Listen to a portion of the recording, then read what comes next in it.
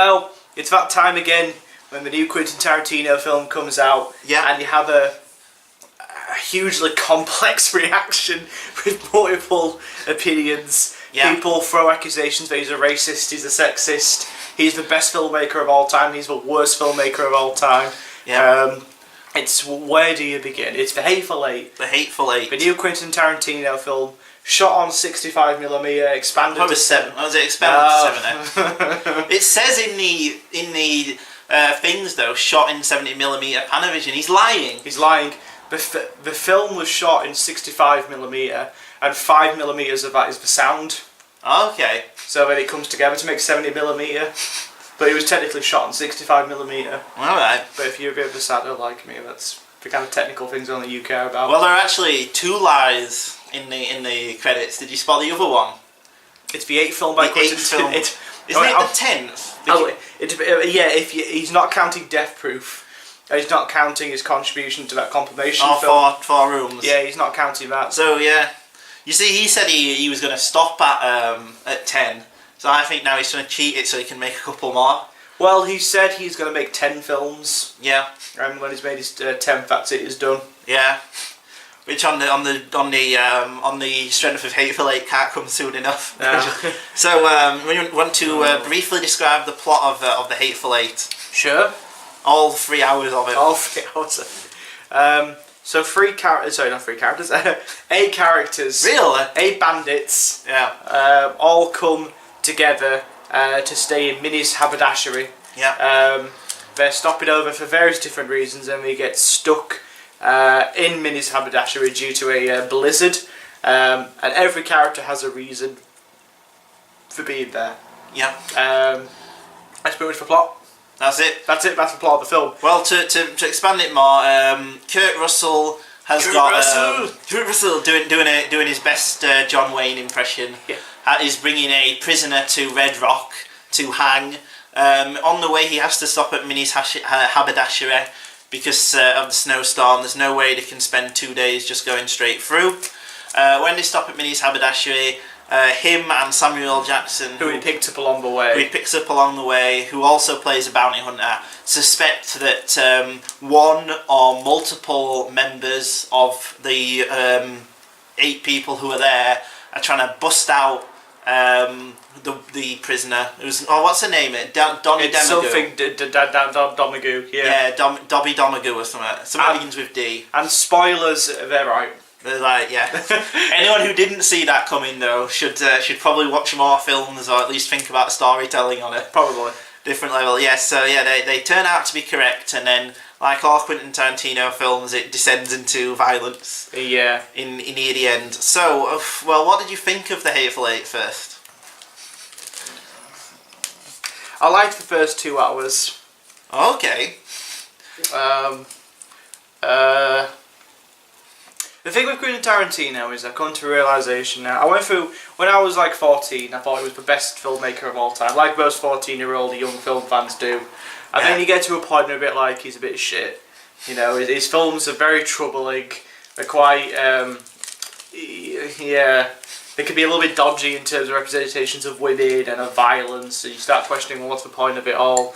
The way he lists styles, it's an homage to his film, you know. Okay, I've come to the realisation now that I view his films as guilty pleasures. Yeah. I accept all the problems with them 100%, but there's something about them which I do ultimately enjoy. He understands how to pace a scene, he understands how to shoot a scene, he understands how to get performances out of his actors. It's just where his interests lie. Yeah. He's always been, you know, people treat him like, you know, some people treat him like he's a high art director. He's not at all. He has always made schlock. Well, I think he wouldn't want to be called a high art director. I think he'd find that. I think he wouldn't want to be called that. He'd object to it, wouldn't he? Yeah. He'd say there's nothing wrong with making schlock. Yeah, I agree with him. I do agree with him. You see, my problem with him is there's nothing wrong with making schlock, but the problem is that he makes 3 hours long schlock. That's it, yeah. Like, you know, there are perfectly enjoyable 90-minute films which have nothing beyond entertainment value to them, and that's fine. You know, it's just 90 minutes, but expending it out to 3 hours is just ludicrous. It's very masturbatory. Yeah. So, I mean, when I was watching it, there's sequences of the film that I really enjoyed, but I was ultimately disappointed where the film went. Okay. The first 2 hours, I was enjoying the look of the film. I was enjoying the conversations between the characters and kind of learning what made the characters tick. I enjoyed the sequences pretty much until the intermission. Yeah. I was enjoying the film quite a bit actually. And then in the second half, it just descends into just like violence, and it's like, well, you know, I've got nothing wrong with Samuel Jackson shooting the head off of somebody and making it explode. Nothing wrong with that at all. I just think after you spend 2 hours building everything up, setting up your characters, only to have them all kill each other is a little bit disappointing. Yeah. Don't get me wrong, the end sequence, just as an end sequence, it's fun. Yeah. You know, it's fine. I'm a fan of gore. I'm a fan of practical effects. I'm a fan of seeing heads explode. You know, why not? But like as a film, it's disappointing when the last hour is just mindless violence. When I walked out of the intermission, actually, I was hearing some people behind me saying, "Oh, when violence had better start soon." And I was like, "But you do not enjoy the first 2 hours where it's great, kind of almost subtle character building and conversations?" And ultimately, I left the film having mixed reactions to it. Yeah. How did you feel? Now, I had a almost exact opposite reaction. Oh, really? I thought that the film, there was no need for that much build. You see, I think it's two contradictory films. You see, it is it's a violent, ludicrous 90-minute long. You see, I think the film would have been perfect if there's no need for that opening. Where it is a half an hour scene where all you do is get to know Kurt Russell, Samuel Jackson, and Jennifer Lee or something. If it was going to be a massive epic which did descend into a schlockfest at the end, yeah, I would have been okay with it. Yeah. It almost feels like it's two different films fused together. Yeah. If the film was something different, and the first, you know, a lot of those big epics do that, you know, this is a long film, so I want to introduce the characters because it's going to be a huge, grand story. Yeah. That's why those old epics took the time setting up the characters. Yeah. And I was kind of getting into it. Yeah. But that's the thing. So yeah, if it was 90 minutes or 100 minutes, like 90 or 100 minutes. If it opened in Mini Haberdashery with Kurt Russell walking in, and then you wrote the characters like that for about 45 minutes, then it went into violence. That would have been fine. But because obviously there was so much setup that was unnecessary, I just thought they could have easily, if it was 2 hours, it would have been fine. But just all that setup for no reason. That's what I was disappointed by. Yeah. Yeah. If it, you know, you could have made a 3 hour film. Yeah. Nothing wrong with that. You know, all the setup in the first 2 hours would have been good setup. Yeah. But it's where the story goes. Yeah. That disappoints me. You know, like I said, do all the setup you want. It's a 3 hour film. You want to set your characters up, get them to know each other, have these great conversations going. Fine, great, whatever. But have it go somewhere that doesn't just descend into mindless schlock. Yeah. But I don't know, because at the same time, you look at that last hour. You know, that could have been an entertaining finale to a film. Yeah, that's what I mean. That's what I think. There's no need for the opening stuff. Yeah, exactly. The half an hour opening is pointless. How do you feel then about? I'm not going to be an arsehole and say 65mm shoot style. How do you feel about the 70mm? Having been shot on 70mm. How do you feel about it? Well, you see, the thing is that like when it was compared to stuff like Ben-Hur or Lawrence of Arabia, previous 70mm films, that was because he was trying to grab that epic richness of the environments. And I think that it's fine to shoot in 70mm, even though it's just conversations, because it is just all it is essentially is a bunch of conversations. Yeah. And it looks really, really good. It does look great. It looks great. Yeah. But that's all it is. I didn't think it really needed to be in 70mm. I thought there was the things I enjoyed most was like the technical side where like the light did really unexpected things. Yeah. You know the way that the camera picked it up. It did some really weird, unexpected things with the way it caught up on the light. Yeah. Like on the table, like a piece of paper, which is obviously lit up for emphasis, had this really weird effect on the camera. Yeah. And obviously in digital you wouldn't get that. But because of the way the camera is, because you're shooting on film, the way it's refracted, and we're talking bullshit, but like the way lights are in film is totally different to on digital. Yeah. So the way the lights and the shadows interact with the camera was not what I was expecting at all. They did some really weird, unexpected things, And the snow looked amazing in the opening. The opening was pointless, but it looked amazing. The snow. That really long take on the cross. That was good, yeah. Yeah. Or like the way that he did the close up of the horses' faces looked good. Oh yeah. Well, I can understand what he's trying to do essentially by making it a character piece and loads of close ups. Is say that Samuel L. Jackson's face or Walton Goggins' face. what a name, Walton Goggins. He was brilliant in the film. Yeah, I really enjoyed it. He was one of the surprises. I know he's an amazing actor, but he's in stuff like Justified, the Timothy Olyphant.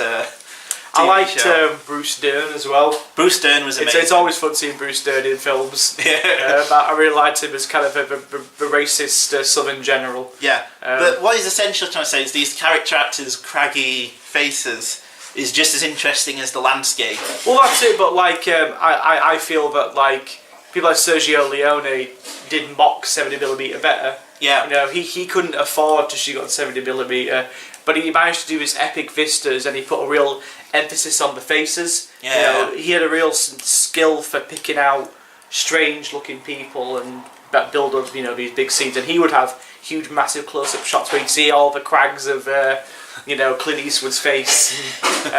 Lee Van Cleef. And Lee Van Cleef, yeah. But yeah, it's just a bit. I found a bit of a shame. Personally, that he's using this amazing shooting style, this amazing camera, and it's just this thing that's set in one location. Again, that's probably the joke of it. That's probably the point. Yeah, where it's like it's meant to be a bit of a contradiction, but like it's this huge camera used for like shooting Lawrence of fucking Arabia. I'm gonna film it all in this little hut. Yeah, it's probably part of the joke. Plus, you've got to consider that he is in many ways a media man. Yes. He knows his public persona. Yeah, he's definitely the reason he's so successful isn't because he's a great director. There are loads of better directors in working in the Hollywood system. It's because he knows how to play the media game well. Yes. And he knows that shooting it in 70mm is going to get him a lot of. It's going to basically cause that whole stupid argument about digital or film. Yes. To rise up again within and he wants to be like, I'm a film man. Now, my opinion on the whole digital versus film thing is just this. People have done great things with digital, and people have done great things with film. There's pluses and benefits to both. Yeah. The great thing about digital is the way that it has leveled out the playing field. Film all of a sudden isn't this kind of grand thing you have to achieve. Anyone can pick up a camera now and make a film. At the same time, a lot of the skill is gone. Yeah. To shoot on film required you learning a certain amount of skills and a certain amount of experience, and you'd learn the craft. Now it's instantaneous.